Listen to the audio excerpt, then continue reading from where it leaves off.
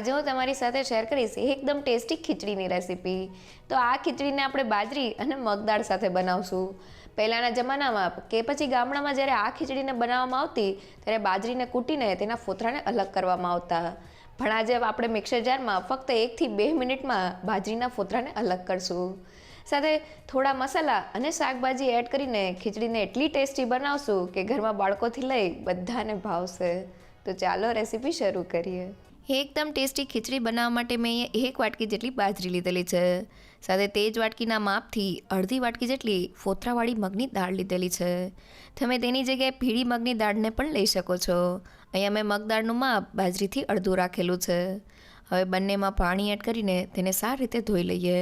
તો બાજરીને ધોવાથી પાણીમાં ઉપર ઝીણી બાજરી અને કચરો આવી જાય છે, જેને આપણે એકદમ સહેલાઈથી કાઢી શકીએ છીએ. સાથે આપણે મગની દાળને ત્યાં સુધી ધોવાની છે જ્યાં સુધી આ રીતનું સફેદ પાણી ક્લિયર ન થઈ જાય. તો બંને વસ્તુ સારી રીતે ધોવાઈ ગઈ છે. હવે તેમાં રહેલું બધું જ પાણી કાઢી લઈએ. હવે ધોવાયેલી મગ દાળમાં પાણી એડ કરીને તેને થોડી વાર માટે પલાળી દઈએ. અને હવે બાજરીને ફોતરા કાઢવા માટે લઈ લઈએ. તો તેને ચાયણીમાં એડ કરીને સારી રીતે ફેલાવી લઈએ, જેથી તે ઉપરથી થોડી કોરી થઈ જાય. તો બાજરીને ધોવાથી તેનો દાણો ફૂલી જાય છે અને આ રીતના કોરી કરવાથી તે અંદરથી મોઇસ્ટ હોય છે અને એકદમ સારી રીતે પીસાઈ જાય છે. તો લગભગ 10 મિનિટ જેવું થઈ ગયું છે અને બાજરી ઉપરથી થોડી કોરી થઈ ગઈ છે. તો તેને મિક્સર જારમાં એડ કરી દઈએ. હવે આપણે બાજરીને મિક્સર જારમાં ગ્રાઇન્ડ નથી કરવાની, તેને પલ્સ ઉપર ગ્રાઇન્ડ કરશું તો તેમાંથી ફોતરા અલગ થઈ જશે. તો ઢાંકણ બંધ કરી દઈએ અને મિક્સરને આ રીતના રિવર્સ બાજુ ચાલુ બંધ કરતા જઈને તેને ગ્રાઇન્ડ કરી લઈએ.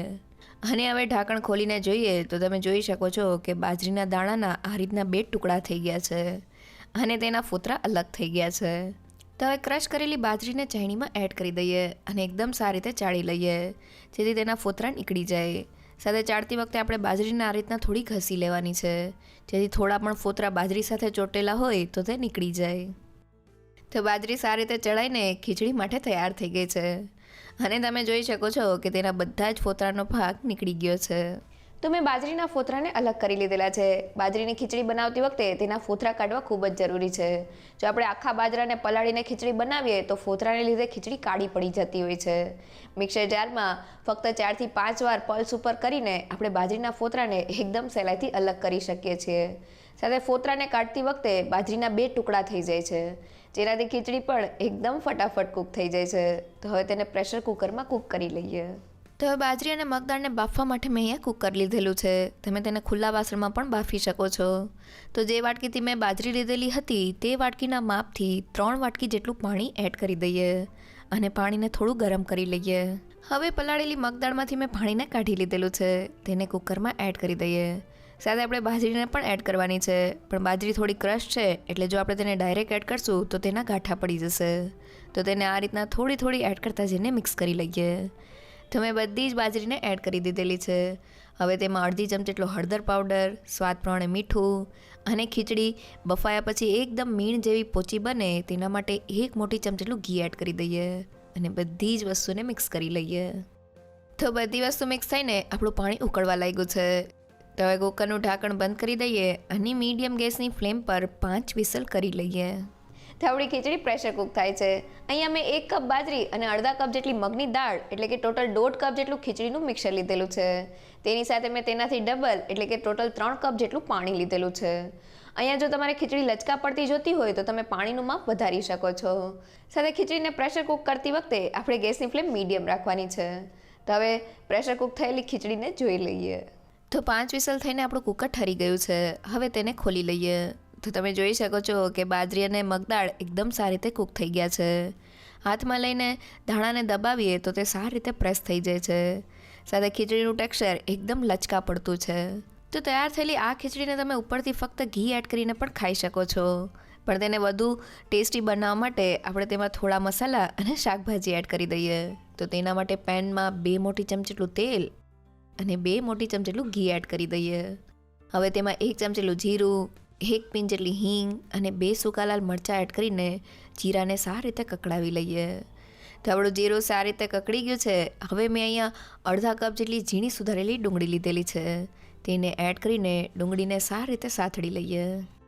તો મેં ડુંગળીને સારી રીતે સાતળી લીધેલી છે. આપણે તેને બ્રાઉન નથી કરવાની, તો હવે તીખાશ માટે 2 લીલા મરચાંની સ્લીટ્સ અને 1 મોટી ચમચી જેટલી આદુ લસણની પેસ્ટ એડ કરીને તેને પણ સારી રીતે સાતળી લઈએ.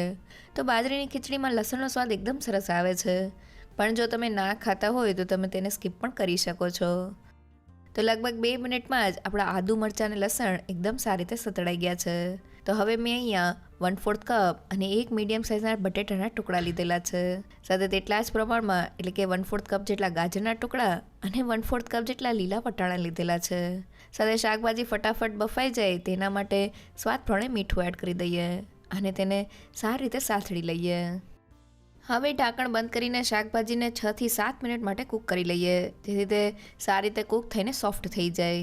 તો આપણા શાકભાજી કૂક થઈ રહ્યા છે.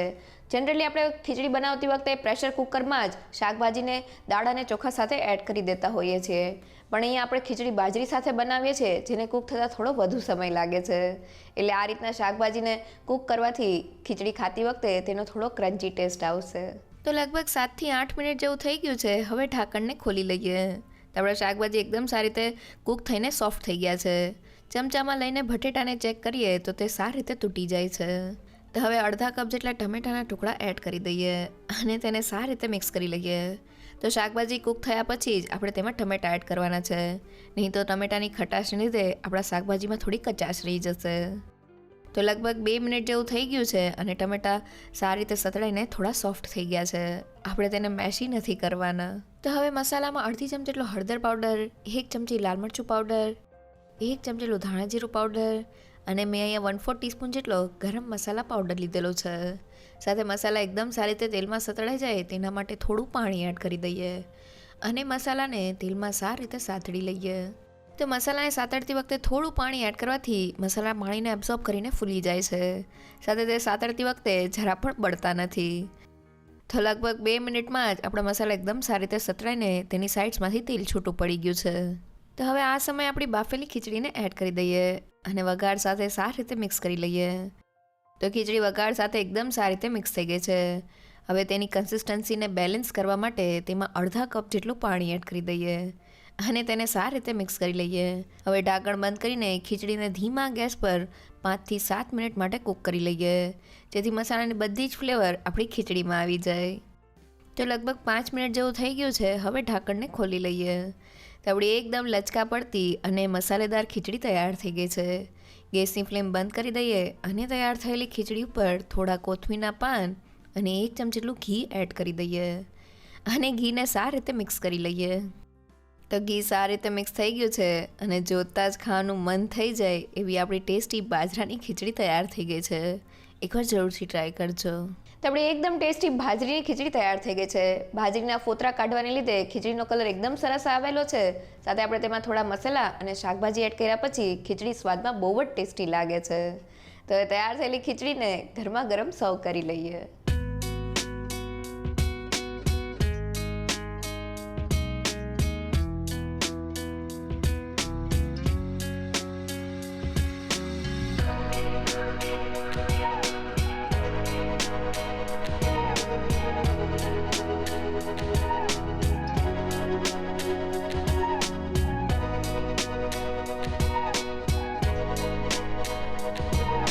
તો ખીચડી તો તમે ઘણીવાર બનાવી હશે, પણ બાજરી સાથે એકવાર આ ખીચડી ચોક્કસથી ટ્રાય કરવા જેવી છે, જે હેલ્ધી હોવાની સાથે સ્વાદમાં બહુ જ ટેસ્ટી બનેલી છે.